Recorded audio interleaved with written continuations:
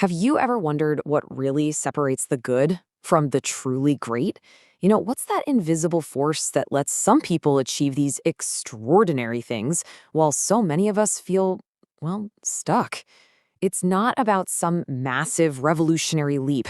It's actually about something much smaller, much quieter, and believe me, infinitely more powerful.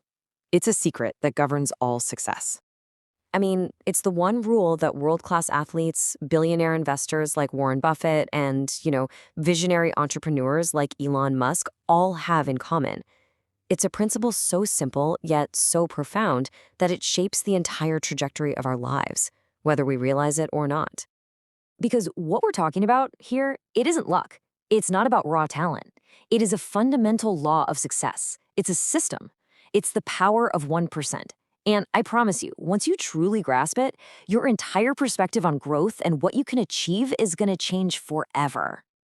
To really understand this rule, let's look at a story of transformation, and not of some celebrity, but of someone who started with absolutely nothing and built an empire, one tiny step at a time. This is a true hero's journey. So I want you to meet Prem Ganapathy. Back in 1990, he found himself completely alone in Mumbai. He'd been tricked, abandoned, left with zero money, no contacts, and he didn't even speak the local language. His very first job? Washing dishes in a bakery.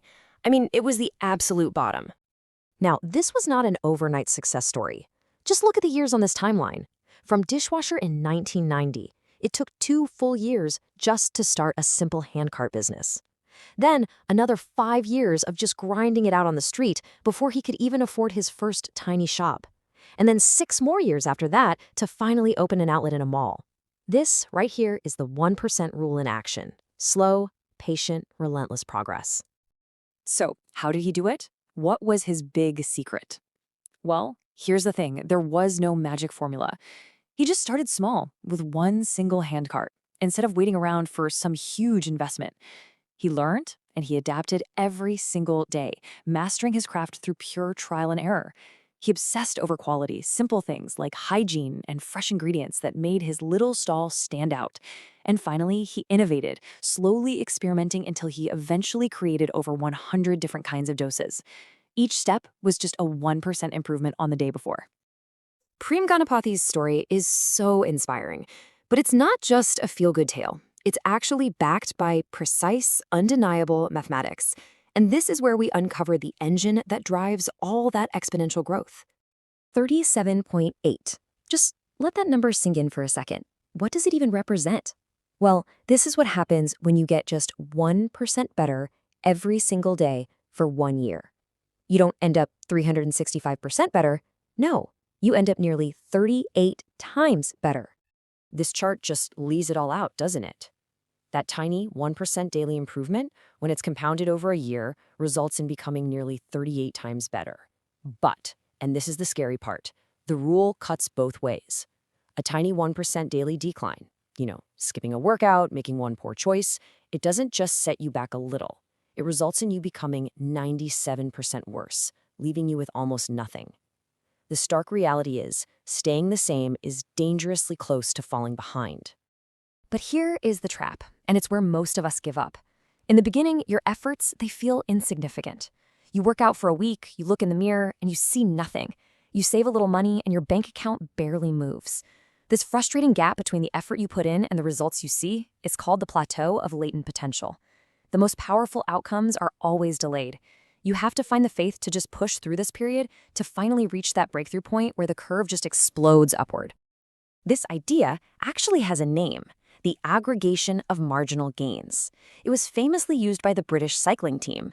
Their coach, Sir Dave Brailsford, he had this incredible belief that if they improved every single tiny thing that goes into riding a bike by just 1%, those small gains would add up to a remarkable victory. And they did. They optimized everything, from the bike seats to athlete nutrition to the very pillows they slept on. This philosophy is also known as Kaizen, which is the Japanese concept of continuous improvement. Okay, so we've seen the story, we've seen the math. How do we make this real for you right now? This is where all the theory becomes a practical tool for your own life. The most liberating thing about this rule is that the pressure is off. You don't need to overhaul your entire life tomorrow. You don't need some grand, heroic effort. You just need to find one small thing, one tiny thing you can improve by just 1%. That's it. That is the start. So what does a 1% improvement actually look like? Well, it looks like this. Instead of some crazy diet overhaul, just fix one meal today. Instead of facing a huge project, just set a timer for 10 minutes and start. Lay out your clothes for tomorrow. Drink a glass of water when you wake up. Read just one page of a book.